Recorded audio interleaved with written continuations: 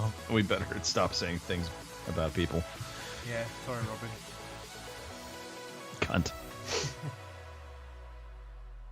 He just wants to get laid. That's it. It boils down to it. Yeah. Isn't it bros before Cause, yeah. wives? Yeah. I had to be careful what I said there. I like Judith. Alright. Better go early? A couple of minutes early, or what do you reckon? Yeah, we can. Whatever. We can start technically early if we like. God knows we started late numerous times. Yeah. It's balancing the hours. We're only about 80 seconds. Right, here we go. Let's do some intros. That was very exact. If I can remember how to do this. Right, here we go. Hope it works. Shit. Nope. My stream deck didn't. Oh, hang on. Press on the fucking button. That's right. Right, here we go. Take 2.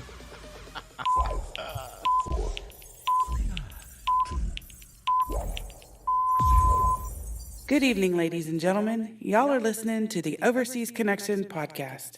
Shut up and sit down. Here we go! Would you kind? I think we're just getting started. Medic! I'm a witcher. I think this is more than you can handle. He sits on his ass all day. Let's do this.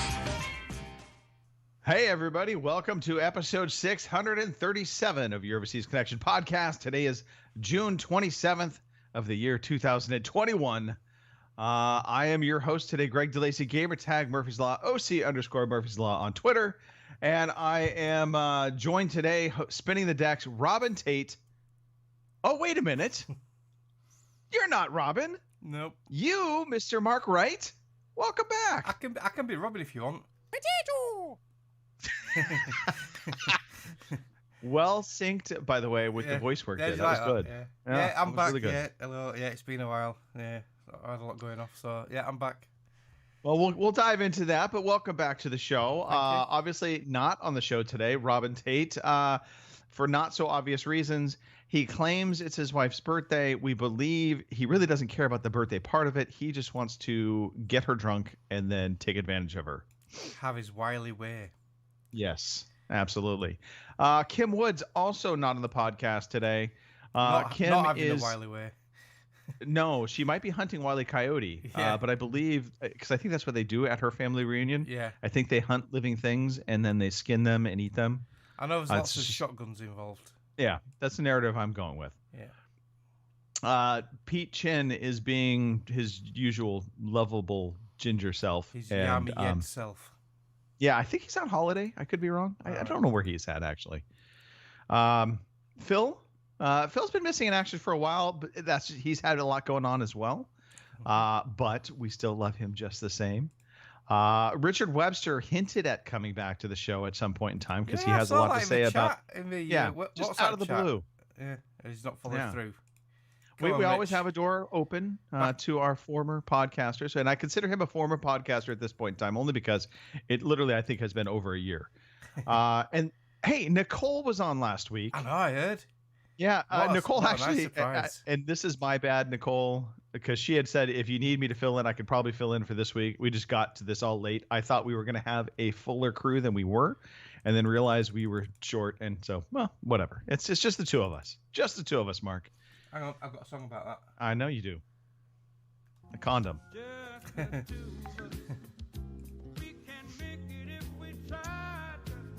And there we go. Our YouTube strike just hit. It's not that long. It's under so many seconds. you know. Yeah. I don't think they even care anymore. No, I think the I moment don't they care, yeah. recognize it It's within not seconds. monetized, so screw them. Yeah, pretty much. Hey, if you are listening to us for the first time, welcome.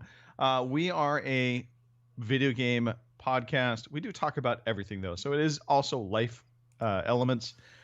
We broadcast every Sunday, 9 p.m. in the UK, 1 p.m. on the West Coast, the West Coast, 4 p.m. East Coast. And if you're happen to be in the Central Time Zone, we're sorry. It's 3 p.m. there. We are on Twitch. We are on YouTube. You'll be able to find past shows on YouTube. We just do the live shows on Twitch. And I think, Mark, if I remember correctly, that's because Twitch were getting after us. They were giving us strikes as well. I can't remember. No, there was at the time there was a lot of people getting strikes for previous content because they'd sort of like all of a sudden enforced DRM right down to the bone. So as a precaution, we just deleted it all as video on demand. We're just running from the law, basically. Was what's going on. Okay. All right. Fair enough. All right. Well, let's just dive into it. No birthdays, with the exception of Judith. Judith Tate is turning 22 today. Robin literally stole her out of the cradle and has kept her locked away in a closet for many, many years. And now, just now, letting her out to actually foster children openly. For years, it's been quietly done behind the scenes. He was trying to build a harem at one point, I'm pretty sure. Northern Mexican Irish harem. Yeah. Do we have a birthday song? Yeah, maybe. we do. Oh, and it's Let's got a play special background theme to it as well. Ooh.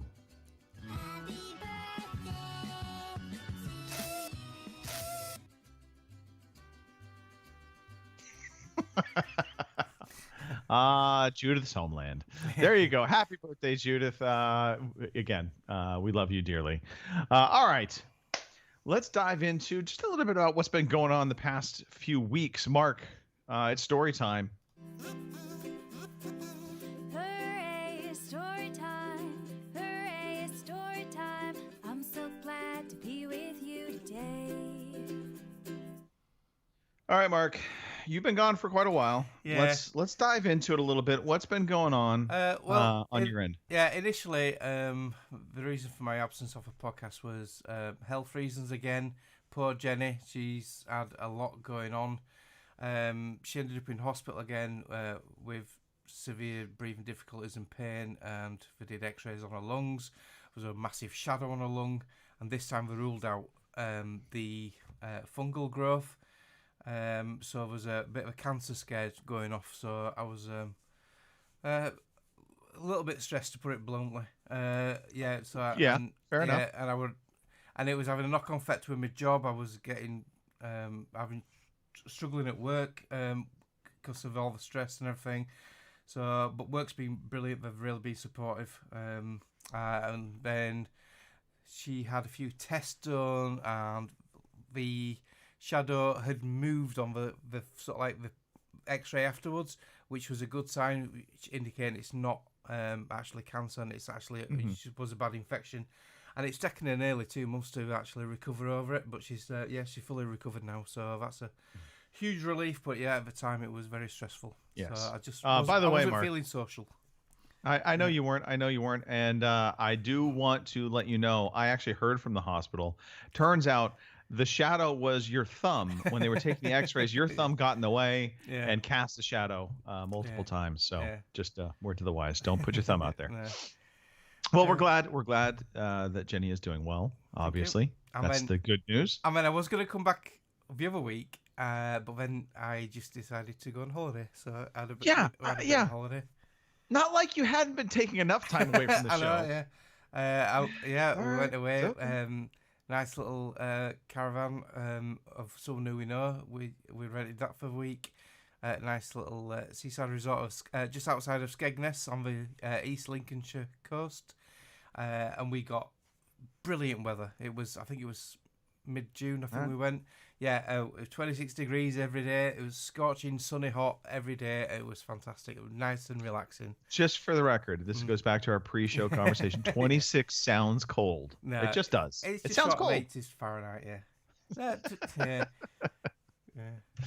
Well, Mark, we are glad that you did get some time away. Yeah, we're glad that the life is back to somewhat normal. Yeah, that's a good thing. Yeah, just about. Yeah.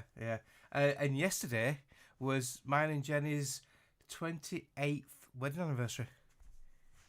28. I'm glad you said something. 28. Holy smokes. 28. Yeah, 1993 we got married. So yeah, 28th wedding anniversary yesterday.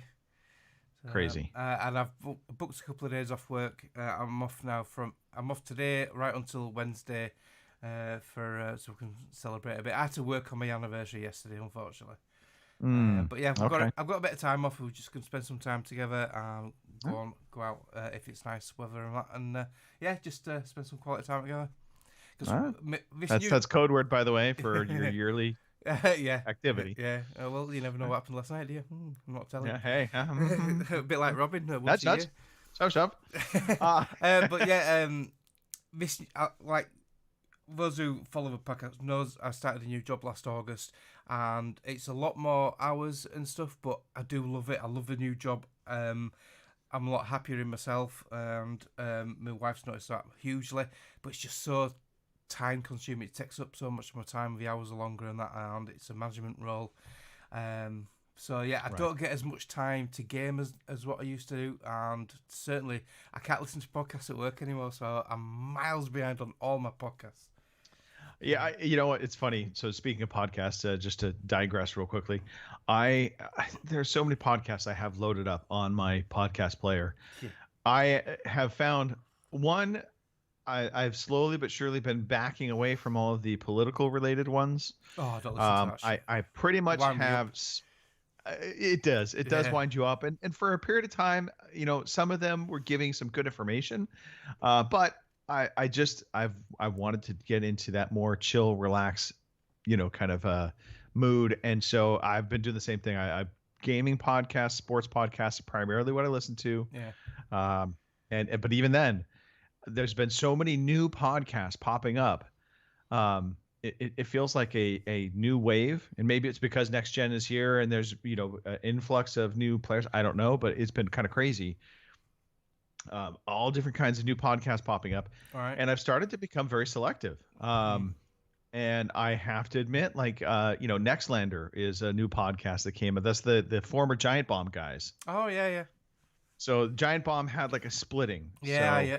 Vinny Caravella, Brad Shoemaker, and forgot the other guy. I never really followed. I couldn't get into their podcast, but I know you did, and I know Rich did. Yeah. I remember Rich and you chatting about this in the WhatsApp. Yeah, so they split off to form this new podcast, and I've been listening, and I honestly, So, we'll see. Anyway, still try to listen to community podcasts, though, as much as possible. But again, just like you, it's been so busy, especially during the week when normally I've been listening to them. I just haven't been able to keep up. But I have been able to keep up on some shows. That's one thing I have been doing. Oh, yeah, we've been watching a few. Yeah. So, do you watch any of the Disney Plus stuff? We haven't for a while. The last thing I watched on Disney Plus was, and it's an old one, we watched Quantico. There was 2 or 3 seasons of Quantico about the FBI Academy. That was pretty decent. Right. We watched that. Okay. Wife likes stuff like that. Because we finished Homeland, all 8 seasons of Homeland. I think I mentioned that last time I was on. Right. And we've watched SWAT on Netflix, 2 seasons of SWAT. The main guy from that is the guy out of Criminal Minds, Shamar Moore. Right. So we really enjoyed SWAT. That's a really good watch.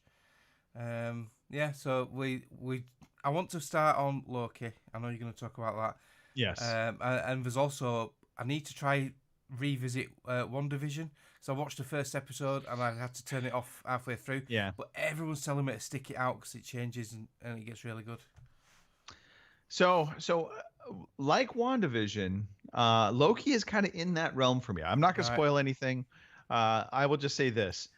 I started off pretty warm to hot with Loki. Really enjoyed the first episode. Second and third episodes, I've kind of wavered a little bit on how I feel about it. Right. It's gone in a direction. I'm just like, well, we'll see.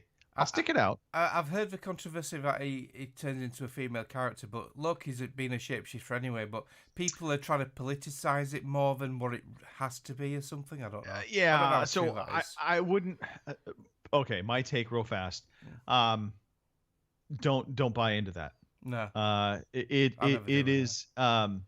The main guy playing Loki is still very much part of the show. Yeah. And so this, he is not turning into a woman. No. There is a narrative that fits what they're talking about, but I didn't go into a politicalization of this. For me, this is one of the few times where I'm like, okay, it's an interesting spin. The show I've actually really been enjoying on Disney Plus is the Clone Wars Bad Batch. Oh, right, yeah, the Star Wars thing. Yeah, so I never was able to get into the Clone Wars, animated series. No, I've never watched that. I've heard a lot of That people was one I rate struggled it. with. Yeah. Yeah. Everybody seemed to I like didn't it. realize Bad Batch were animated. Yes, yeah. So but it is really good, surprisingly good. Very much enjoying it. It has not quite the same aesthetic of the Clone Wars. The Clone Wars to me felt a little bit more cartoony.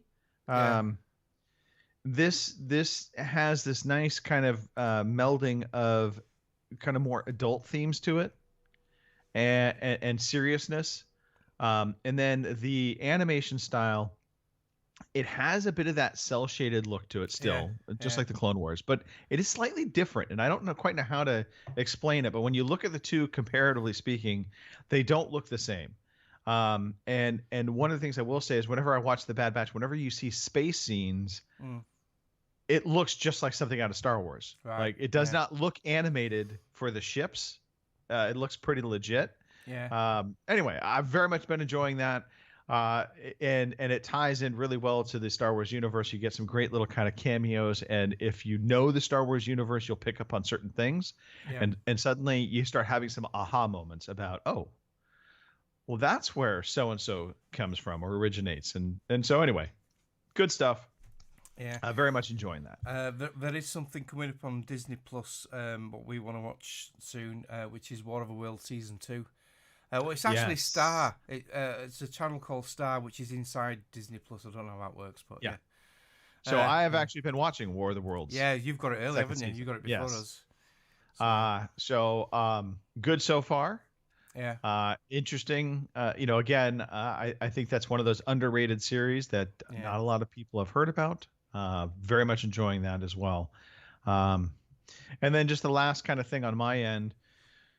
All of my yard work projects are more or less done. There's still little things here and there that will need to be fixed. It's but never done. It's never done. There'll always be another project. There'll always be something else you have to do or fix. That's true. It's true. Yeah. But the major things are done. So the front pavers are all done.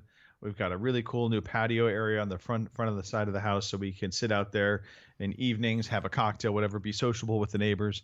And then in the back of the house, we had a kind of a middle area. We had really redone most of our backyard already, but there was just a middle section that it had looked nice enough before, but now that we have redone everything else, every time we look at it in this middle section that kind of connects two different patio areas, it just looked kind of sloppy, for lack of a better way to put it. And so my wife was like, I want to do something about this. I want to redo it. So she set out, full power to her. She actually was the designer, most of the muscle when it came to doing that. I was just there to shovel rocks. That was my whole grunt. Yeah. Yes. But yeah, so that's all done. Happy to have that behind me, and now looking forward to in June, end of June, beginning of July, we're gonna go up and see. I guess technically it's gonna be July, now that I think about it. But we're gonna go see my wife's brother, and then her mom, and then my parents, because my parents live up in Reno. So we're all going to meet up, have a nice time with that. And then end of July into August, we're going to go to Disneyland. Right. Yeah. And we decided to pony up the money. We're staying at the Disneyland California Grand Resort, which is, it's a Disneyland themed hotel. Yeah. Costs an arm and a leg. But going for, totally. It's going to be worth it. Because it also has a private entrance into Disneyland. Right. Okay, so we don't have to go through the normal crowds. Yeah. So we're just, it's going to be fun. And the Marvel Avengers theme area is now open in Disneyland. So we'll see the expanded Star Wars stuff, the Marvel Avengers stuff. I'm just I'm buzzing a little bit about it now. So the two main Disney sort of like theme parks, you've got your California one and you got your Florida one, haven't you? Are they similar setups or are totally different rides and everything? So in Florida's actually bigger. Yeah. So if you think about it, in California, there's the original Disneyland, and then there's California Adventures, which are basically it's two different theme parks kind of joined together. So there's like a center courtyard area, and if you go left, you go to Disneyland. If you go right, you go to California Adventures. You can get what they call a park hopper ticket, so you can go kind of walk back and forth and go visit whichever park you want to go visit. Yeah. They have different rides, different themes. California Adventure is going to be more that's where the Marvel Avengers stuff is. Yeah. Cars, Pixar themed type rides are on the California side, and on the Disneyland side, that's where Star Wars is. Yeah, I and know the traditional Disneyland The stuff. Florida one's got Star Wars on it. Yeah. In Florida, there are 5 parks. Oh wow. So there's a traditional Disneyland park similar to the original Disneyland Castle Kingdom. Yeah. Then there is Animal Kingdom, which that's where the Pandora Avatar stuff is. Right. There is Epoch Center. And so that's kind of science fiction. Used to be more, I used to say it was more boring. Then they have a water theme park, and I'm missing one of the other parks, and I'm trying to total blank. But anyway, so I believe there's 5 total parks within the Disneyland thing. You can take a monorail to all of them, but you can't just walk to the other park. It's a ride. Yeah. So a very different feel to the parks in a lot of ways, but there's a consistent Disney theme to everything, though. Yeah. But anyway, all right. Well, that's. I think we're caught up. Well, let's talk. I've had a bit of an adventure today. Okay. So I'm finally getting around to playing The Last of Us 2, and I'm just a couple of hours in. I played a bit of it yesterday, and my PS4 just went into rest mode on its own for no reason. And I thought note of it, but it did it again today, and it wouldn't turn on for quite a while. And it has been sounding like a 747 jumbo jet for quite a long time now. So I knew it would be an overheating situation. So I took the plunge and I stripped it down and cleaned it all out. There was a shit ton of dust in there on the heatsink, on the part you can't see. When you take the main heatsink plate off the main motherboard, the thermal paste for the main processor chip, that was all dried and manky. So I had a bit of thermal paste, what I had for when I did my PC recently. So I put new thermal paste on, give it a good clean out, and fired it up, and it was quiet as a mouse. I fired up The Last of Us 2 again, and the fan barely made a sound, and it was running great, and then the controller disconnected. I thought, what's going on here? So I reconnected the controller, and then every now and again my characters in the game would just like start spinning around and doing weird things, and then there'd be a lot of lag and button presses would take like half an hour to respond. I was getting eaten by clickers left, right and centre because of this, and it kept disconnecting again. So I did a bit of a Google search, and apparently it's a common thing that when you strip it down, when you take the little antenna lead off the motherboard, it's like a little round pin, with a single pin in the centre. It damages it, and I stripped it down again, and I had a look at it, and I couldn't see anything. But I've actually had to order a new antenna cable with a little antenna on the end. It was only £5, so that's coming from Amazon tomorrow. So fingers crossed, I can get back into The Last of Us 2 tomorrow. Right, because that keeps you literally can't play Last of Us 2 then, can you? Nope. No, wow. I need my PS4 for that. Well, no, but your PS4 needs to be connected. Without that antenna, you're not able to get into it. Well, no, because no controller. Yeah. I tried. I thought. Could you plug your controller in? I tried that. I plugged in the USB in the front and plugged in the controller. It still kept doing it. Now on Xbox, once you plug the controller in, it takes it off Wi-Fi and goes wired. But interesting. No, not on PlayStation. I wonder if the PlayStation. Design. It doesn't actually wire. It's not a wired connection. I wonder if that is literally just for charging. Yeah, it's just for charging and just for the initial setup, apparently. Okay. So yeah, I was a bit disappointed. So yeah, fun and games today. Yeah, I fixed it and then broke it at the same time. Yeah. Well, all right. Well, let's just say we're talking about it. Let's talk games, Mark. Let's talk about Last of Us 2. We might as well just dive into it. Today I feel like playing computer games. Yeah, we've done that bit anyway. So Yeah. So The Last of Us 2. All right, I don't know why it's taking me so long to play this. The Last of Us was my game of a generation on the last lot of consoles. I still think it's one of the best games ever made. Get over the knife block, Greg. Get over it. So It's a distant memory. Yeah. I fired it up and holy fucking shit, this game is one of the best games I have ever seen. And It's one of the best movies I've ever watched too. Yeah. yeah. And this is on like technically last gen now. It just looks absolutely stunning. And as you'd expect from the last game, the acting is absolutely top notch. I'm just 2 hours in. I'm not got far into it. Today, when the console decided to shut down, it was right in the middle of one of the most intense, fucking emotional key points of the game. And those who've played it 2 hours in, they'll know what I'm talking about. I will not spoil it. But yeah, it was a oh my fucking god moment. And then the PlayStation went, I'm going in rest mode. Goodbye. So that's when Godzilla started punching King Kong. Yeah. But oh my god, what a fucking shocker that was. I wasn't expecting that.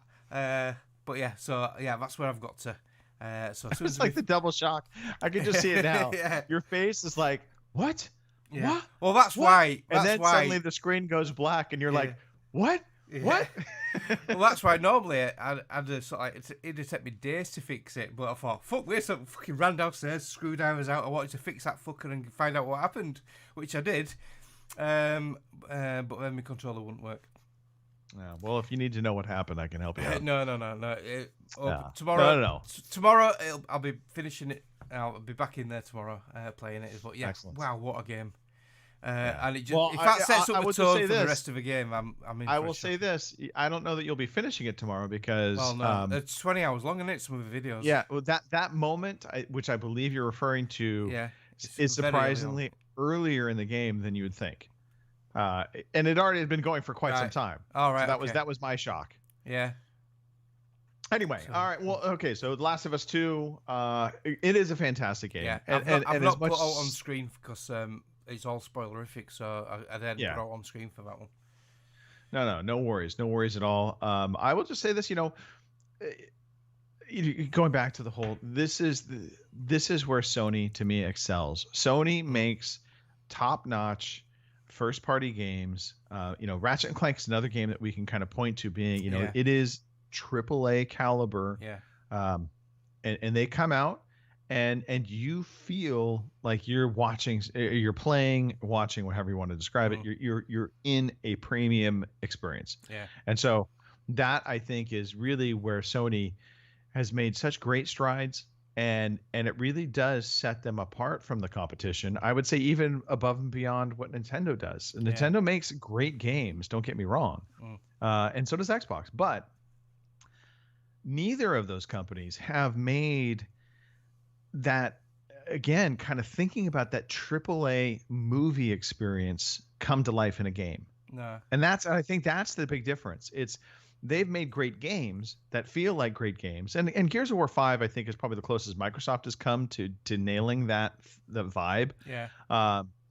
But for Sony on a whole, they managed to do this often, and that has become, I think, kind of their hallmark. And so I'll be curious.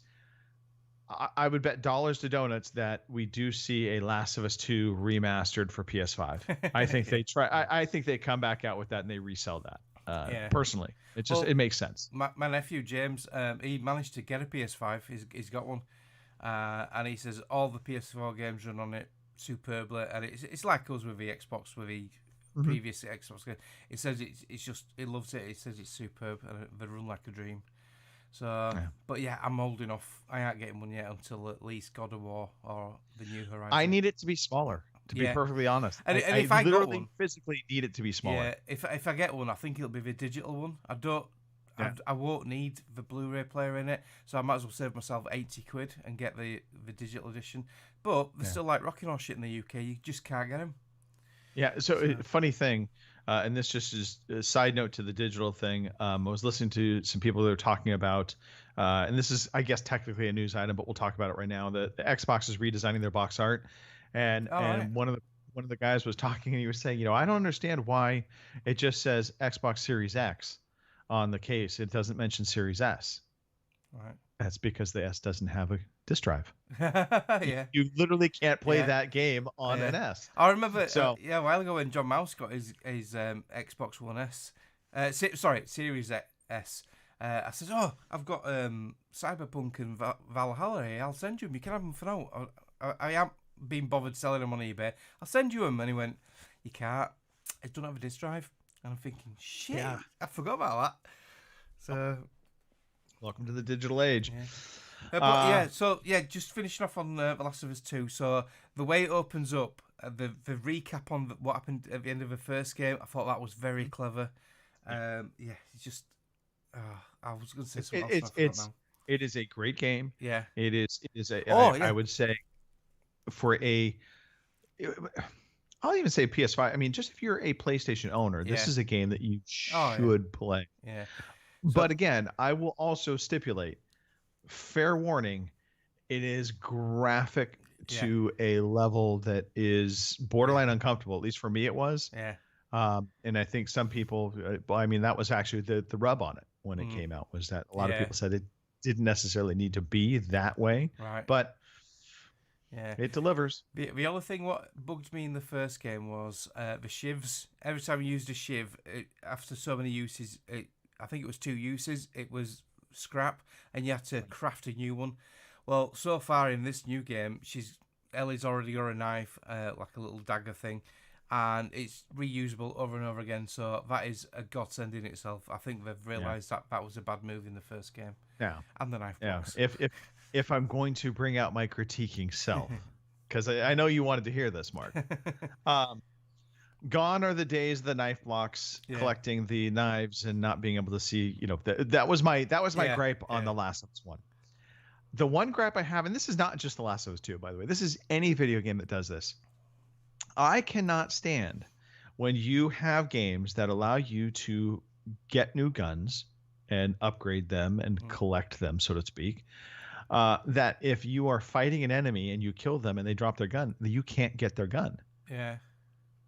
In The Last of Us 2, Ellie faces off against guys that have some really kick-ass weapons, and yet all she can do is collect the ammo from it. All right, okay. So to speak. She can't pick up their gun.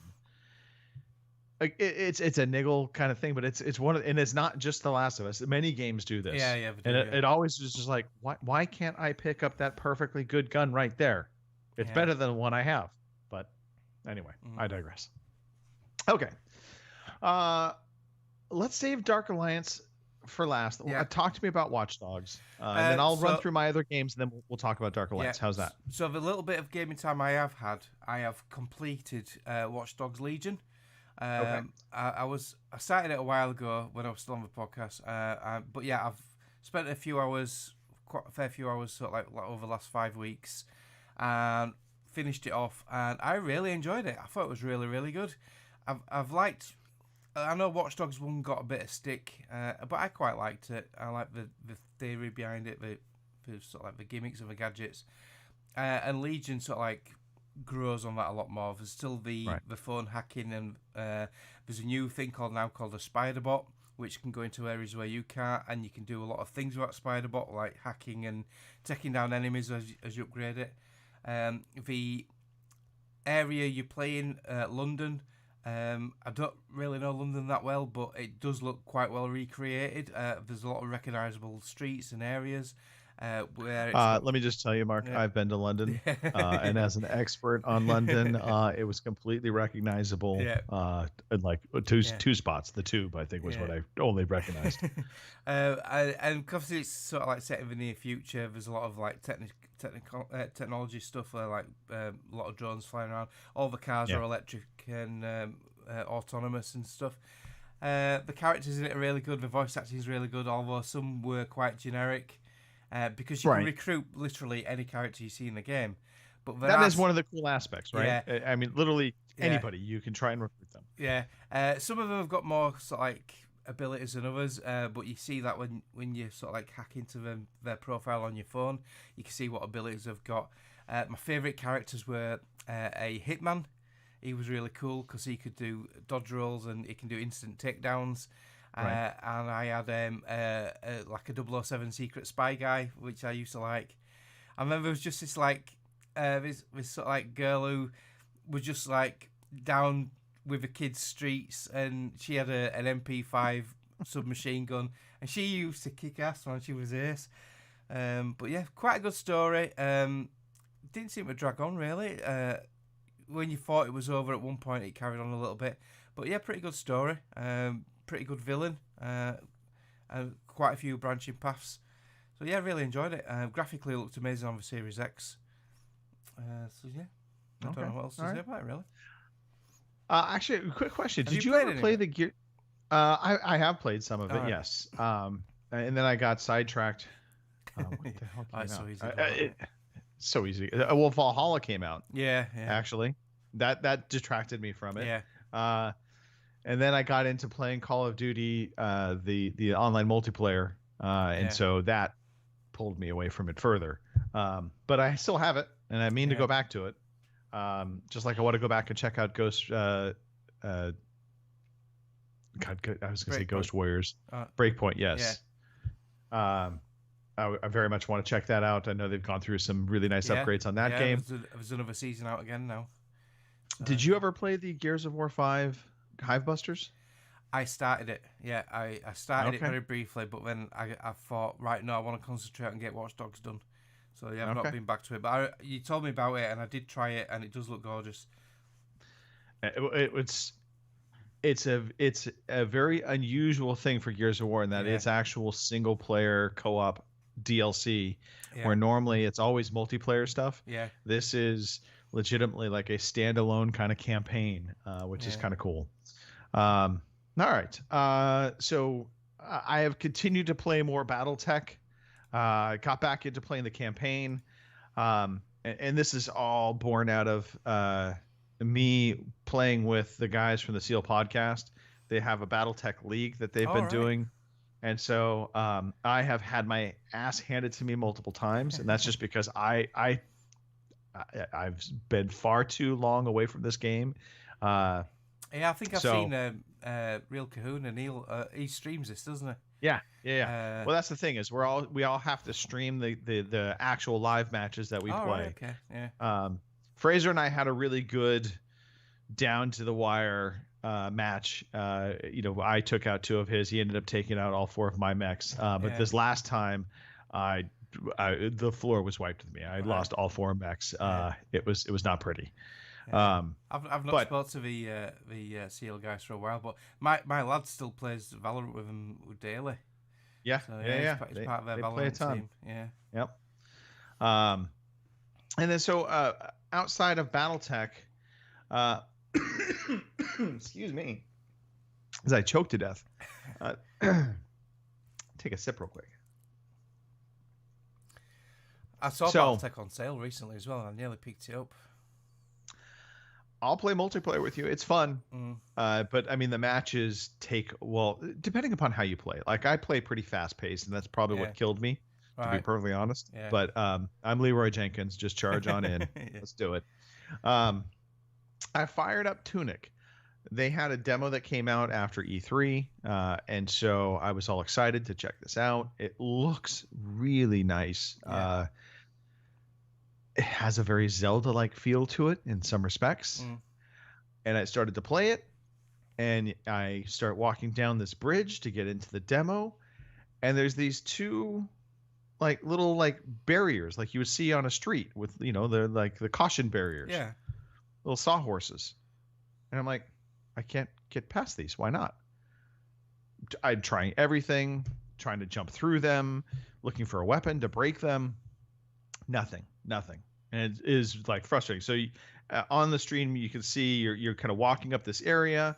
You see this middle section. There's this little pedestal. You step on it. There's a message that comes up from the developer, gives you some tool tips on the controller, and then from there, you're supposed to cross this bridge and get into the demo. And yet I walk, And right where the character's walking, midway through that bridge, these stupid sawhorses are up with caution tape, and I can't get past them. Well, turns out they did a limited run on the E3 demos. So right. they were only available for the week of E3. And once they were done, you couldn't play them anymore. So they blocked it off. This is the dumbest idea I've ever heard. Why keep it available for download then? Exactly. So I was very disappointed. It looks great. I've heard people giving some pretty positive feedback. Other people saying it's a little tougher than they had hoped. But Tunic is on my watch list. Has it got a Bastion vibe then? So No. I enjoyed Bastion. My understanding is it's less Bastion, and it's actually more almost like a roguelike kind of you've got one life to live type thing. All right. Okay. So we'll see. I was so frustrated, and I fired it up, and then I got frustrated, and I stopped it, and then I went back to it again, thinking, okay, well maybe I just missed something. And I'm watching videos. Saying, I jumped on YouTube. I'm watching YouTube videos, and I see they're crossing the bridge, and nothing. And I'm like, what? And so Kim, ironically, was the one that was like, no, same thing happened to me. Apparently, it's a limited time demo. And then I remembered they were talking about a lot of these E3 demos would not be available after the week of E3. Right. And I just thought to myself, why? Yeah. But oh well. And then I fired up Red Dead Redemption 2 the other night. Just felt like kind of just cowboying up. Single player or multiplayer? I fired up the single player because I've completed the game, but you can still go back in and do stuff. Oh yeah. And so there's plenty to do, isn't there? Yeah. But then I was instantly reminded of one of my frustrations with Red Dead Redemption 2, which is I went into town and I was like, okay, I'm going to go find a bounty and I'll go hunt somebody down and just have a little fun. And so I see the sheriff's office. It's got the little bounty icon on it, so I can go there, get a bounty. And so I'm riding along. And mind you, it's been a long time since I've played this game. And so the controls, not exactly familiar. Yeah. And so I'm riding along, and I'm trying not to run everybody over because I do remember, actions have consequences. There's always a witness somewhere, isn't there? Well, so one of the things I had found was the B button was like for kicking. Like if you're riding along, you can kick. Well, I tried to avoid a citizen in the street, and I got my horse up against a fence, and I hit the B button. I kicked the fence, and vandalism comes up on the screen, and I see some guy run to the sheriff's office, and the sheriff comes out, and they arrest me. I could have gotten to a shootout. I didn't want to. But I'm like, really? I kicked a fence. And you vandal. So, exactly. So that was the start and end of my playing of Red Dead Redemption 2. I know Red Dead Online's got a bit more popular recently, hasn't it? Well, a lot of they've people been playing that. I know some of the joystick and chill guys, they play regular to get the daily rewards and stuff. It's such a good game. Yeah. And I must just say this. That has probably the best horse mechanics out of any game. Oh yeah. I was just watching my horse just being a very natural, like, shaking its head every once in a while and just being restless when you're standing still. It just looks so good. So, and again, like your rock stars and your Naughty Dogs and that, they're just that next level, aren't they? The attention to detail is just superb. It is. It really is. And it's not just like a head above the competition. It's head and shoulders above the competition. Yeah, they're a different level. So that leads us to Dark Alliance. Yeah. So this game. So let's put some background to this because this game was announced. I think a lot of people were kind of excited for it. New Dungeons & Dragons game, Dark Alliance. There's a lot of, kind of, I think, nostalgic vibes to the old Dark Alliance games on the PlayStation 2. And so I think a lot of people were kind of thinking that's what this might be. Then we kind of fast forward to the launch of the game. It definitely is not the old school, Baldur's Gate Dark Alliance games. Yeah. I never played any of them, so I had no expectations, mate. Yeah, those were more Diablo-like. Yeah. The best way to describe Yeah, it. This is definitely not. This is more third. More of a proper slasher one, isn't it? Yeah. Yeah, action game. It has definitely RPG elements to it. Reviews started coming out and they were all over the place. Yeah. People either loved it, they hated it, not much in between. I feel like this game in a lot of ways is being misunderstood. One, the Dark Alliance game, this game is really a game that's following the Icewind Dale Forgotten Realms storyline. So there are 4 named characters in this game that you play. Yeah. Those are 4 characters from an actual book novel of characters from this Forgotten Realms series. And so I recognized immediately who these characters are, but I know a lot of people just don't. They're kind of like, why? Who are these people? Why are we playing Why them? can't I create a character sort of thing? Yeah. Right. Why can't I create this own character? The customizations are not really there. You're stuck playing these characters. And that's because it's a story about these characters. Like The Last of Us, or you don't create a character, do you? You play it as that character. Exactly. And so I think that has, I think the misconception coming to this was people really thought they were going to just be able to create their own D&D character. And that's not the case. I also, as we started to get into the mechanics of the game, this is one of the funny elements for me. I first fired up the game and I played Drizzt Uden, who's a drow elf assassin, basically. I think he's probably the easiest character to pick up and play. Yeah. Because everything feels like it should. Hack and slash if you want. His moves are fast. His attacks are fast. He's nimble and agile. And so when I played with you earlier today, I actually started up a new character. I played as Katie Bree, and she is a ranged archer. And at first, I started playing, and I was just like, okay, this kind of sucks. I'm shooting arrows, not dealing much damage. I'm shooting arrows, and her physical attacks are kind of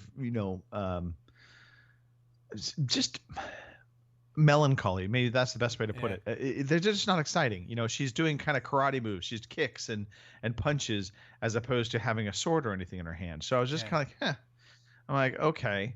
I'm like, this is interesting. Fortunately, you were playing a character that was very more powerful than mine, and so you were able to take the load of the brunt. But then I started to realize a couple things. One, she has different shot types based on how fast you're pulling the trigger. Right. So you hold the bow back longer. Yeah. It's a power shot. Yeah. If you just are doing quick fire trigger pulls, she's just firing one after another, doing far less damage. Yeah. And this was the big one, her stamina goes down. Yeah. And I did not realize how big stamina plays in this game, but it plays a huge part in this game. And it's funny because one of the things I noticed was when I went to do physical attacks, when I tried to, if enemy was swarming onto me, I'd try and, kick them out of the way. And if I had been rapid shooting all my arrows, when it came time to doing the physical attack, she looked slow and tired. And the reality was she was slow and tired because her stamina had been completely drained down. So once you understand that, then suddenly my playstyle changed. And so when we were playing together, what I quickly learned was my role was not to be charging in. My role wasn't to be up front battling. Was to keep getting me up and reviving me. It was because she's a support character. So my role was ranged attack, and she does have healing powers. So it really was a support role. And once I got that, once I fell into that, this game took on a whole a new fun level for me, and I thoroughly enjoyed our time session playing it, far more than I thought I was going to. Yeah, well, I've played another character. I played a dwarf. That was my first time I played the game. I played as a dwarf character, and he's quite cool as well. He's not as fast and as nimble as Drizzt, the elf guy. He's a bit more slow and cumbersome, but he's got an axe and he's got a shield. So the shield does more blocking and it actually pushes them away. The axe is quite lethal. There's still a ranged attack where it's like it shoots some like disc thing out, but it doesn't do much damage. But it's good for like getting the red barrels what blow up. So if you want to do a surprise attack and use the barrels to inflict damage before you go in there. Now the dwarf guy does roll forward. You said that you don't roll in this. Driz guy does like this special like. It moves really quick and there's like a purple flash and it's like some sort of like magic he uses, whereas the dwarf actually does a proper roll to dodge out of the way. And the dwarf's quite a good fun character as well. So it's quite good. The dungeon layouts are quite well thought out. There's a lot of different paths and areas you can go explore. There's quite a lot of loot to get. The thing is with the loot, when you collect it, you can't instantly equip it. What you have to do is you have to complete the mission, and then you go to the rewards chest, and that's where you get all your loot. And real quickly, just so it's the names of the characters, it's Driz Druiden, that's the rogue assassin. Katie Bree is the ranger. Yeah, and she's the niece of the dwarf guy, I think. I believe. Right. It says in right. She's the niece of Brunner Battlehammer. Yeah, that's his name. Yeah. And then Wolfgar is the barbarian. Yeah. And so again, I think about the misconception of this game because I'm reading. I pulled up the Wikipedia for it, and so the Wikipedia reads like this: Dungeons & Dragons: Dark Alliance is a third-person action role-playing game developed and published by Turk Games. Is based on the Dungeons & Dragons tabletop role-playing system. The game is a spiritual successor to Baldur's Gate: Dark Alliance and Baldur's Gate: Dark Alliance 2. That is absolutely wrong. This is not a spiritual successor to those games. This game has virtually nothing to do with those games. Yeah. In terms of how it plays, the systems involved, and so I just feel like it does a disservice when it says it's a spiritual successor because your anticipation is, it's going to play like those games. It's going to have those systems, and it just doesn't. And that's okay because I think what it's doing is good.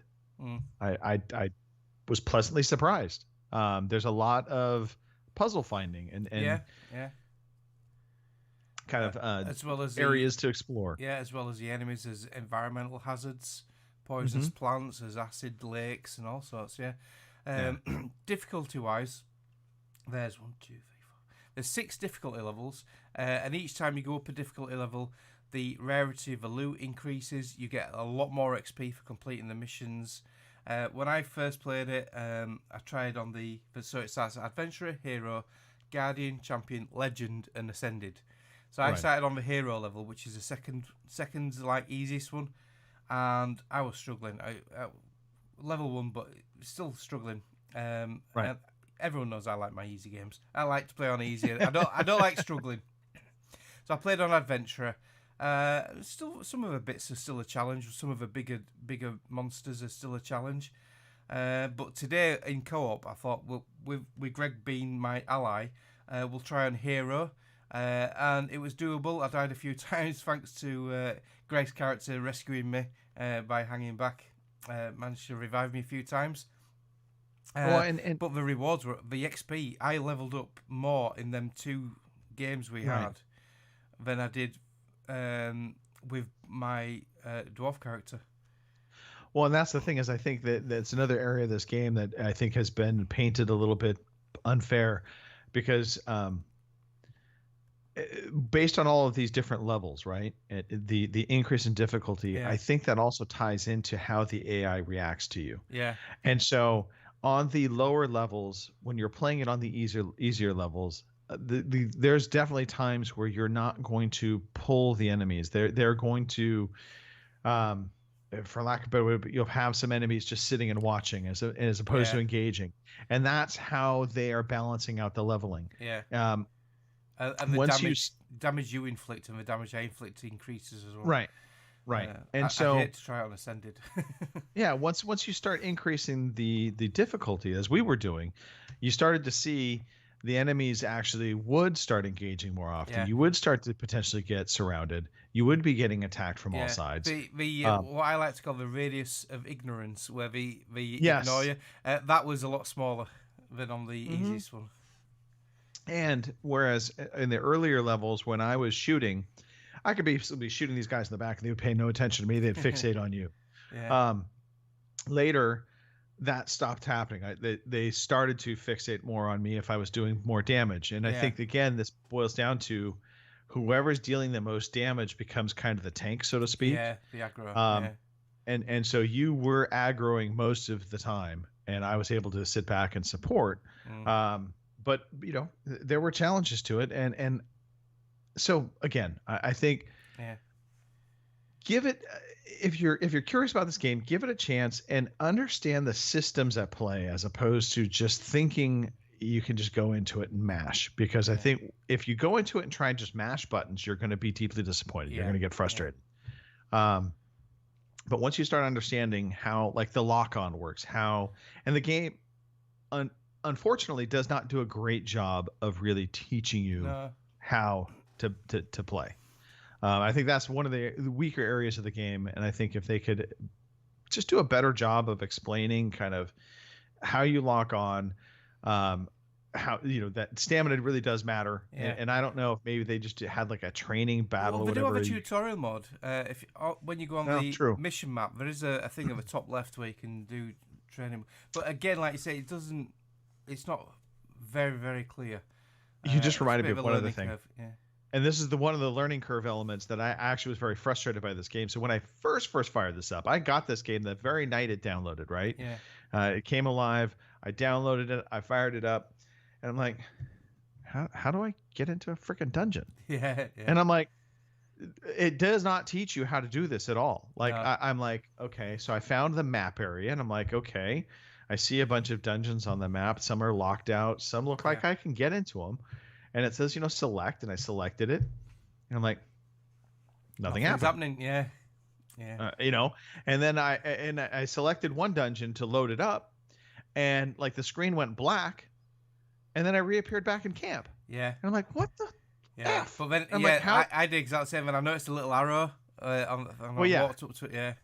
I hadn't noticed the arrow, and then I noticed the arrow finally, and then realized there's a special area in your base camp. It's a portal. Yeah. You go to that, and then it takes you to wherever you're planning to go to. So, again, it's not a perfect game. This is not going to win Game of the Year at all. But it's fun. I find it's fun. Yeah. As long as the game's fun and makes me smile and laugh, and it has times where you think, God, that was a challenge. That does it for me. I think it's going to be interesting if you try play as Drizzt and I play as the dwarf guy. That'll be interesting. I'm very curious to check out the other characters and see kind of what their abilities look like. And again, knowing them from the books that I've read, because I read numerous books that had these characters in them. I definitely have a fondness for Wolfgar and Drizzt in particular. Those were the two kind of main characters that I bonded the most with. You know, Katie was it was an interesting spin. You know, so again, I like what I've played so far. Those people that are knocking this thing, oh, it's a Game Pass game. You know what? Yeah. And I'm okay with that. I wouldn't have spent $40 on this. Yeah. But I'm happy to have it part of Game Pass. Yeah. And I think that's it's a distinction that needs to be made. You know, Game Pass to me is a system that promises exploration, because I can check out games that I normally wouldn't check out. Yeah. And I would not have bought this game unless it had rave reviews. Yeah. And so based on the reviews that were coming out, I was like, I'm not going to buy it, but I get to play it on Game Pass. I'll check it out. And I'm happy for it, and I'm glad it's included. Yeah. So I think this is the benefit of Game Pass. Not to get into a diatribe on Game Pass, but I think this is one of the areas where it's an interesting argument happening right now. People are like, oh, they're developing games for Game Pass. I don't think that's happening, but I do think there are games that better fit to Game Pass in some respects. And that's, you know, for me, the games that I want to see in Game Pass are, you know, I want to see some of the AAA hitters, right? Yeah. You want those. But I also want to see some games that I'm game curious about. Yeah. You know what I mean? I'm curious. I'd like to try it, but I wouldn't pay for it. And a demo sometimes isn't enough. As well. Yeah. So, Yeah. I mean, I might try a Yakuza game. Yeah. I would never buy a Yakuza No, game. I wouldn't buy one, but I'm going to try one. Yeah. But yeah, another thing I like about Dark Alliance is the checkpoint system. I thought that's quite cool. So every so often in the game, once you clear out a series of monsters in a certain area, it'll come up with a campfire. But you've got the option of resting at the campfire or foregoing that and increasing the rarity of the loot drops. So Yeah. if you rest, your health regenerates, your potions get replenished. So say if you used all 3 of your health potions, you get 3 more of them. But all the monsters respawn. Right. But I didn't. Where the campfires, they never respawned, did they? Well, no, I think I it's don't when think you it backtrack. respawns. Yeah, if you backtrack, you may Yeah. encounter more Yeah. more monsters. But yeah. So most of the time we did the rarity option to increase the loot drops, and Right. just when I'd used all my health potions and was like on my knees dying, then we'd do the rest thing. But yeah, I thought that was quite a neat thing that I've not seen that before yeah. in the game. I like that spin, and I don't think it's increasing the difficulty, No. but I think by virtue of you not getting new health potions, Yeah, it is it's that risk increasing reward. difficulty. Yeah, risk Yeah, reward, exactly. How far can you go Yeah. before you get into too much trouble? Yeah. I will say this though, it is a little frustrating. I mean, I get it on one hand, but you can't just save at any point in time. No. So when you go into a dungeon, you have to complete the dungeon or forego everything that you've got. Yeah, that's the only if you downside. can't complete it. Yeah. Yeah. But anyway, so overall, Dark Alliance, I mean, for me, it's like right in that 7 to 8 range for fun factor. Yeah. Probably fits more of a 7 if I Yeah. was going to rate it. Yeah, for me, I had no expectations. I really, really like it. I think it's a fun game. And after playing in co-op today, it was even better. So yeah. It's a good 7.5, 8 for me. I'm really enjoying it. I'm going to play all the characters. I'm going to try level them all up to 10 to get the achievements. And I don't know if we're going to add more dungeons later, but there's not that many dungeons to do.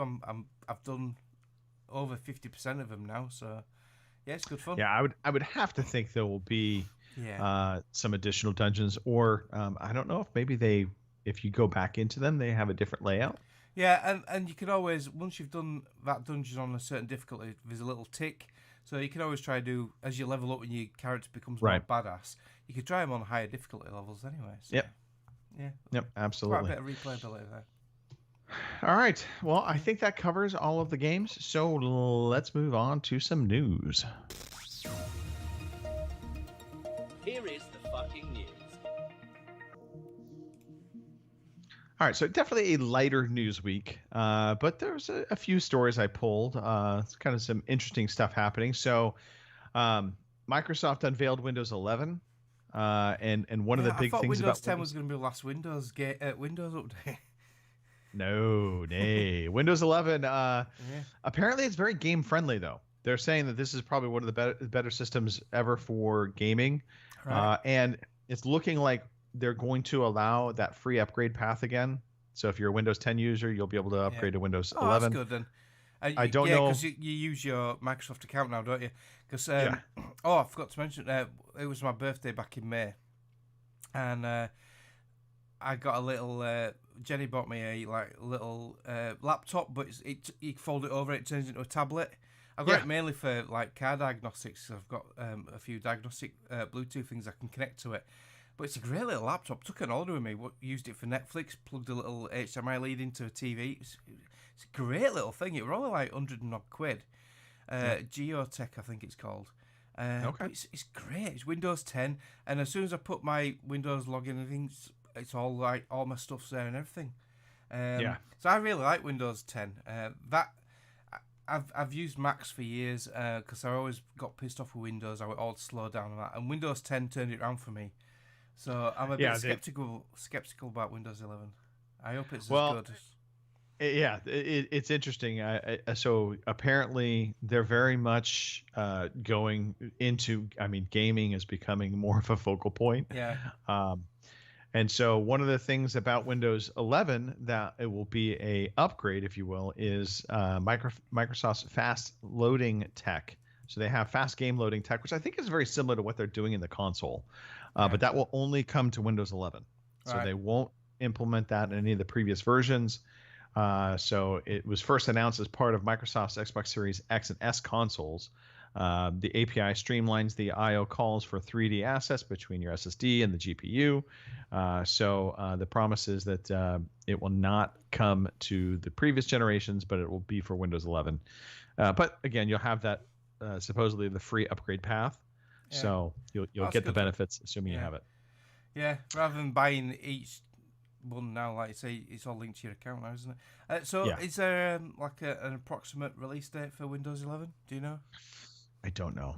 I don't know the release date for it. I have to imagine it's pretty soon though, because I mean, a lot of people are getting preview versions of it now, and they're right, okay. showing it Yeah. off. So Yeah. I would think within the next year for sure. Cool. Steam Summer Sale is live. In case you are a Steam user and you didn't know this, it started up on the 24th, and so a ton of games on discount and literally thousands of titles. And they basically give a highlight of some of the titles out there. The Master Chief Collection is half off at $20. Mass Effect Legendary Edition is down to $50. It's not that big of a savings. Let's see. Hades is down 30%. Horizon Zero Dawn dropped from $50 to $30. So there's some That's a good good buy. games Yeah. to buy into it. And literally thousands. So go for it. If you are a big Steam user, you are a happy person right now. Let's see. EA bought the creators of the mobile hit game Golf Clash, which I'd never heard of this game. No, I've never Golf Clash. No. But apparently it's a fairly big game because they paid $1.4 billion for this developer, Wow. which tells you, now granted they bought this from Warner Brothers. So this was a Warner Brothers or Warner Media developer. So but yeah, EA trying to cash in on the mobile market now. yeah. I think that's just going to continue to grow. I mean, even Sony talked about getting into mobile, so it's happening on multiple fronts. Yeah. And EA just kind of increasing the war chest. Let's hopefully they don't kill another company. Let's see. The xCloud gaming next gen upgrades have begun rolling out. Yep. So this was reported. A number of Verge players were commenting on the Verge site, saying that they were seeing options for 120 frames per second on xCloud. Right. So that would only be happening if they had actually increased the hardware. Because they're changing all the server blades to Series X hardware out there from the One S. Are they currently One S? Yeah, they're currently the Xbox One S blades. And they're putting Series X in now. Yeah, That's going to be a so huge I mean, difference. yeah, it'll be monumentally different. And I think the desire is like right now, xCloud runs at 720p. I don't know that they're planning to go full 4K with the stream, but I know for sure they're at least going to increase it to 1080, and then obviously the higher frame rate. Yeah. So we'll see that, but that continues to roll out. That supposedly is going to continue rolling out through the rest of this year, and then they'll make that formal announcement. They actually have not confirmed this. This is more just people being out there playing on xCloud have noticed the options suddenly popping up for some of these games, and there's no way that would happen without them having new blades for those games. In particular, I guess the games I should point out are Yakuza Like a Dragon, Rainbow Six Siege, and Dirt 5 were some of the games that they noted were either having upgraded settings or just loading much faster. Right, yeah. Back to EA. So for the upcoming Battlefield 2042, they have confirmed they will use bots to fill out the 128 player matches when they don't have enough human players. I don't know how you feel about it. I'm okay with that. Yeah. Well, you can imagine like 64 v 64. If you are all the gaming times is like a bit of a downtime for most people. Like you say, your early morning, and most people don't play then. You don't want to be running around a huge frigging map just to hunt down like 3 or 4 people. So yeah, having bots makes you feel like you're doing something at least, doesn't it? Getting a bit of XP and stuff. And it's far better than the situation you used to have on some games where they literally would not launch until they had the full match. So you were just waiting. And it's like, okay, no, you know what? Set a certain time. And then if you can't fill it out, then bring in the bots. That's fine. I think it'll still be chaotic enough. My only hope is that the actual AI for the bots is decent. Yeah. It's not, they're just running to walls and, hiding in the corner. Yeah. Okay. And then last little news bit, and this is just really more rumor, but Sony supposedly was going to have an event, a digital event at the end of June. Right. And now a couple quote unquote leakers, insiders have stated that Sony has pushed that out. And now they're looking at August, potentially even September timeframe for their next event now to happen. I mean, this could be pandemic related. It could just be they decided, you know what, there's no need for us to rush out an event now. They might not even have any updates, might they? They may not. So... They may not. And they may also be thinking, you know what, maybe we bring this closer to Tokyo Game Show, have an impact there. But those of you that were hoping to see something by the end of June, that is definitely not happening at this point. No. We would have heard about it by now. So it sounds like August will be the next time frame we get any kind of updated state of play.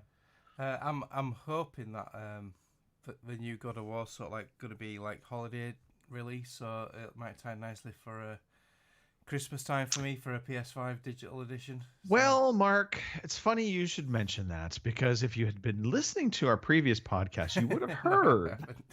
Actually, God of War has been postponed to next year. Ah, bollocks. Yeah. Right, okay. What about the new Horizon Zero Dawn one? So the comment around Horizon Zero Dawn, Far West, I believe it's called Far West, something like that. Anyway, it was, we still anticipate launching holiday this year. Right. That to me is code word for we're not sure totally. Yeah, so we'll see. Yeah. And I think obviously the hope for Sony, if nothing else, is that they'll still have enough momentum that they don't need it, and they can just let it get fully developed and baked come first part of next year. Yeah. But yeah, so holiday is going to be interesting this year. In terms of what the heavy hitters actually look like. Right now, Halo, Battlefield, the next Call of Duty are going to be, I think, the big games. Yeah. And we'll see how the rest of the field fills out. Forza Horizon 5 also is going to factor in there somewhere. I just don't know if it's going to be maybe earlier in the year, like September, October, and then Halo in November. I don't know how other countries are going to fare with this, but in the UK, like I said earlier, PS5s are pretty much non-existent, so how are they supposed to sell the games if the customer base isn't there? At least now there's the Xbox Series S and X are out there in the wild now. You can actually go out and pretty much pick one up now. But PS5 is still like rocking horse shit, man. You can't get them. So it's 6 months, 7 months now since launch. What are Sony doing about that? Well, they must. I mean, I can't blame this on Sony. This is the chip shortage. The chip shortage has definitely impacted all of these console makers. But Microsoft are getting stocks out there now. Why can't Sony do that? It could be because maybe one of their key components is something that they just can't get. Yeah. The other side of it, and this is a good or a bad thing depending upon where you are in the ecosystem, but we've noticed Sony has changed their tune around cross-generation games, right? They're now bringing out most of their games cross-generation. I think that is a direct fallout from the reality of we're not going to have enough of our next-gen consoles to be in market to really justify this being only next-gen. And so they've shifted their gears. And I think that will be 2021 is going to be cross-gen. Yeah. You'll have a couple titles here and there that are exclusive to next-gen, but it really is still going to be cross-gen. That will go into 2022.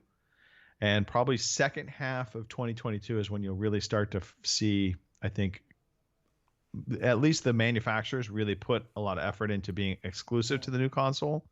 And Yeah. Well, I know all the Sony execs all listen to this podcast because we're so popular. So yeah, just please get them in stock for Christmas this year. Thank you. Please make a slim version. That's what I want. Yeah. And it's not even such a slim version. My nephew They need- sent pictures they of his need on his shorter. thing. It was huge, isn't it? It's huge. Yeah.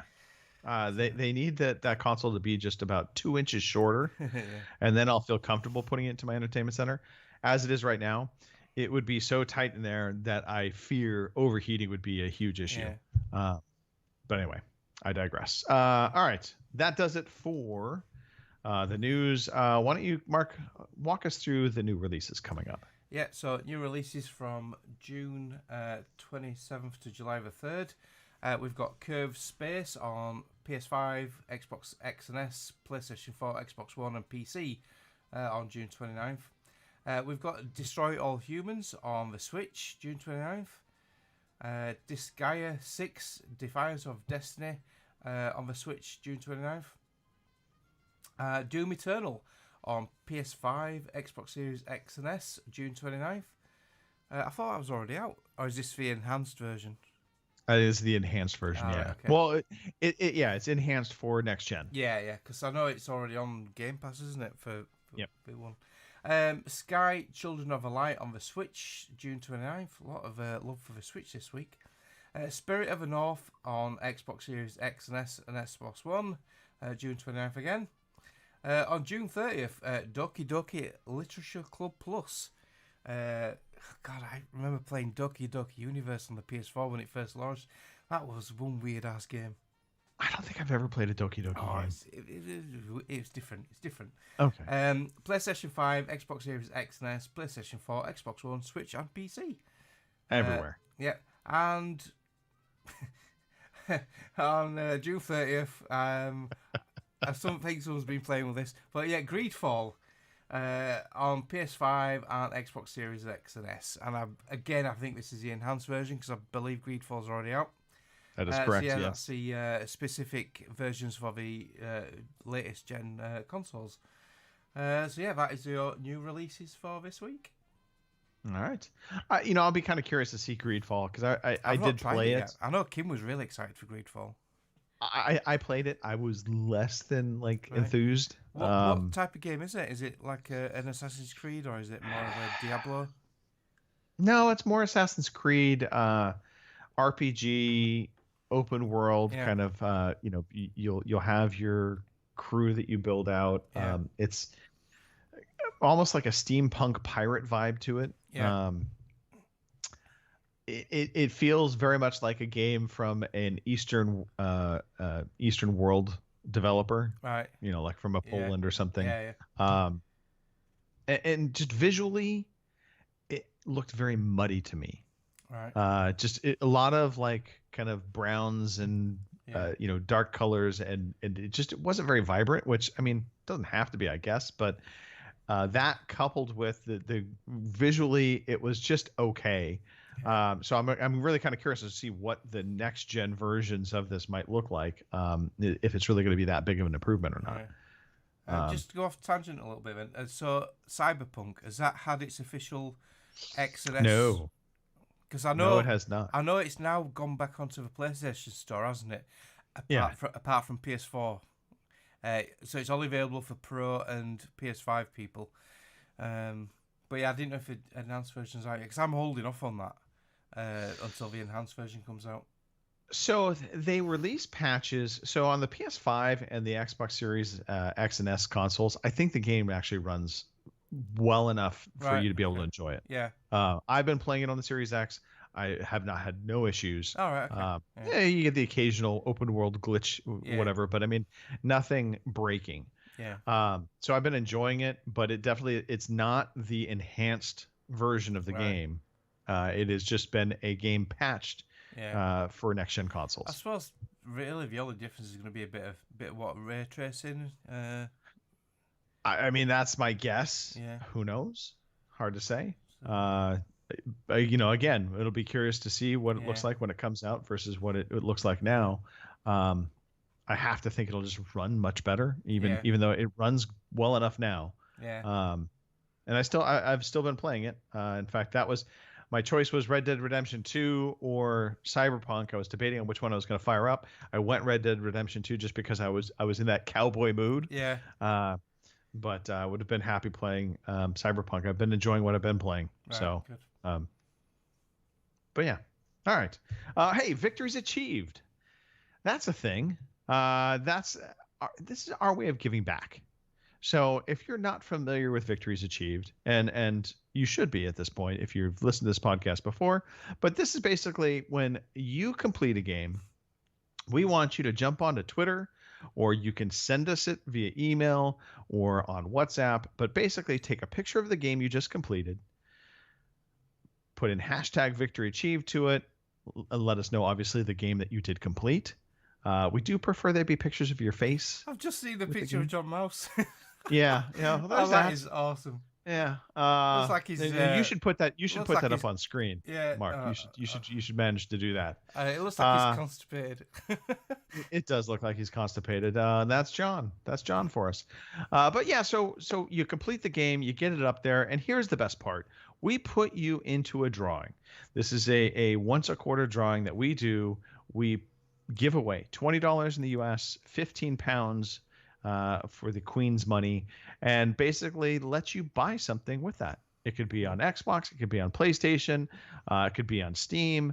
We might even figure out a way to put it on Nintendo if we really cared. Yeah. But the good news is you don't have to do anything other than play the games you're already playing, complete them, send it to us, and we get you into the drawing. And like I said, it's once a quarter. We should be having actually one at the end of this month. So by next week, I think, or the week after that, we'll have that drawing. In the meantime, these people have actually completed games. John Mouse was very busy. He's knocking out a whole bunch of games along with a very goofy picture. John Mouse completed Gears of War 5 Hive Busters. Wow. He completed Quantum Break. Wow. I've still got He also completed Metropolis Lux Obscura. That's why he's pulling that face, because he's thinking, what the fuck game is that? It got to be that, or he really needed to go to the toilet. Yeah. Then Harley Dan finished Near Replicant version 1.22474487139. And we're not kidding. Look, there it is. Look, proof. Yeah. And Mr. Killer Cranky also finished Zelda Breath of the Wild. And so for all of your hard work, not only are you entered into this fantastic drawing that costs you literally nothing, you also get this to remember it by. You all have a victories achieved. Victories achieved. You have one. A victories achieved. All right. Well, enough of that. Look, hey, if you are here, and by the way, shout out to the Lord. He jumped into the chat. We very much appreciate that. It was a bit of a quiet show today. Fellow Yorkshireman. Fellow Yorkshireman. Yep. Every time you say Yorkshire, I think pudding. That's Yeah. I had Yorkshire pudding for dinner today. My wife makes one of the best Yorkshire puddings ever. That does me no good, Mark. Yeah. Literally, it does me no good. Yeah. Nor anybody else except for yourself. You're just bragging at this point. You're bragging. Yeah, I like my Sunday. It's tradition. We always have a nice Sunday dinner on a Sunday. My mum comes to dinner every Sunday. Nice roast beef or chicken or whatever, potatoes, all the veg, and massive homemade Yorkshire pudding. Okay, all right. I feel left out. I know. I'm hungry. I'll get to send you one. It might be. Please do not send me Yorkshire pudding through the mail. It'll be a bit soggy. Please do not. Just a box of mold. Yeah. Anyway, so Lord, thank you for joining the chat. Look, we are on every week. It'll be one version of me and or Robin and or Mark or Kim or possibly Nicole or maybe even a ginger mongoose. We might even find time to bring back the bald-headed hitman, also known as Phil Olsen. But regardless, there will be somebody behind the mics. We'll be talking video games. We'll be talking community, and we'll be having fun. So come back, join us. It's a thing. And so with that said, Mark, why don't you start the shout outs? Yeah, so you can get me on all the gaming platforms. I am Marcanix. I'm no longer on Twitter, and I've not missed it one bit because I just hate the toxicity of it. I can't even say that, can I? I'm even thinking about quitting Facebook now because there's that much shit on there. It's awful. Anyway, so you can get me as Mark Alex on any of them gaming platforms. I'm going to be back on regular, but it's going to be every fortnight for me, unfortunately, because I work Sundays now, 1 in every 2. So I'm just too knackered when I get home. I just can't be asked. So yeah, 1 in every 2. So I'll be on again in 2 weeks' time. And my shout-outs are Nicole for making an appearance last week. It's been great to see her back. I managed to catch her first half an hour of a show last week live. And it was fantastic to see Nicole back. She's all healthy and well. And I want a big shout-out to Matt Hancock, who was the health secretary in the UK, who has now resigned. He has given us so many hilarious memes over the past couple of days. I don't know if you've heard, Greg. I've seen the video. I've seen the pictures. The health secretary telling you to social distance and everything when he's being caught fucking fondling and snogging his personal aide around the back of where he works, whatever. Anyway, so yeah, some hilarious memes out there. So well done, Matt Hancock, you idiot. Just shout out to all the listeners and the rest of the podcast crew. I've missed you all, and I'm glad to be back. I'll let you take us out, Greg.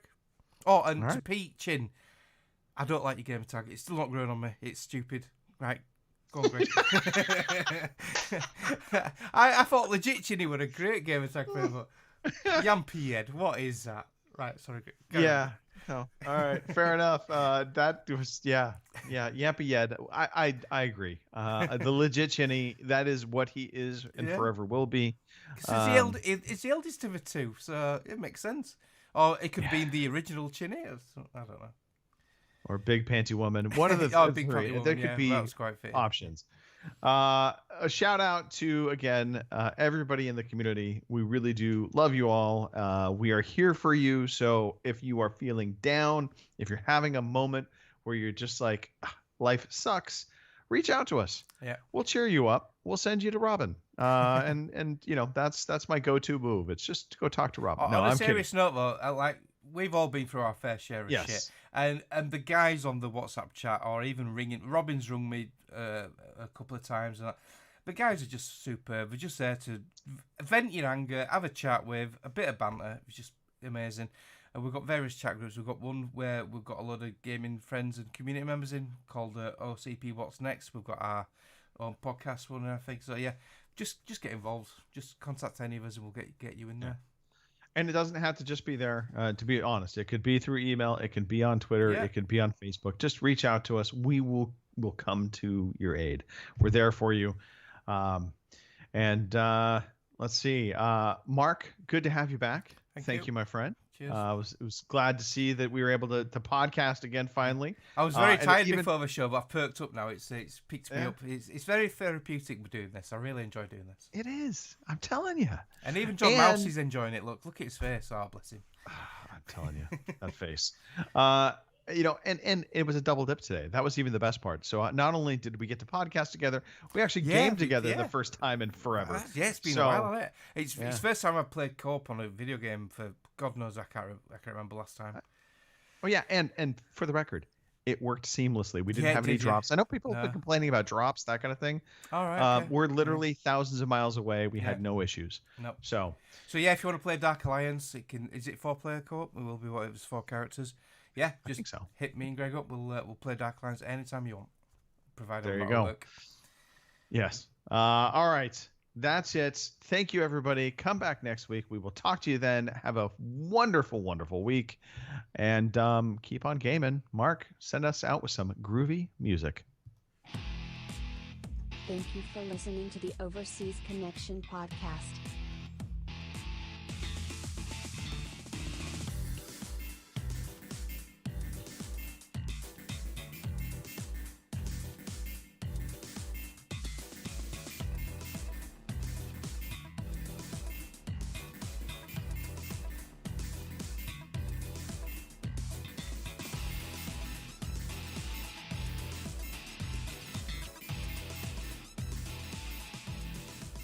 See you same time next week.